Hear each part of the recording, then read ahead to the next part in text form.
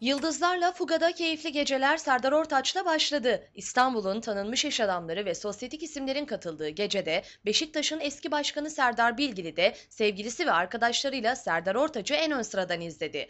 Yaklaşık 200 kişinin yer aldığı konserde sanatçı performansıyla göz doldurdu. Dansçı kızların muhteşem dans şovları da izleyicileri büyüledi.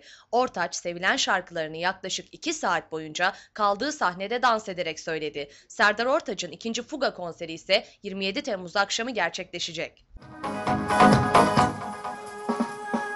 İtiraf ediyorum sana itiraf.